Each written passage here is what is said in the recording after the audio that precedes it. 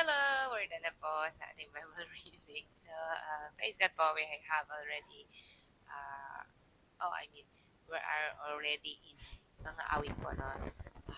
Doon na po tayo ngayon because last po yung home natin nung last day or nung Tuesday.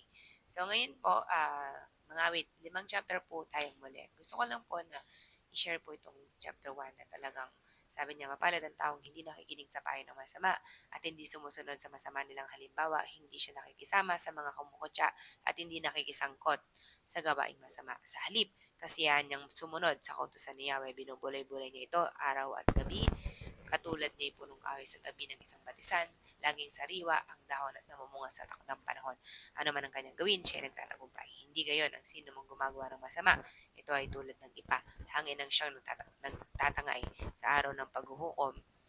Parusa niya ay nakalaan. Siya'y hiwalay sa grupo ng mga banal. Sa taong matuwid, si Yahweh ang pumapatnubay. Ngunit ang taong masama, kapahamakan ang hantungan. So that's the word of God says it all, no? Mapalad ang taong nakikinig, no, o ang taong hindi nakikinig sa payo ng masama at hindi sumusunod sa masamang nilang halimbawa.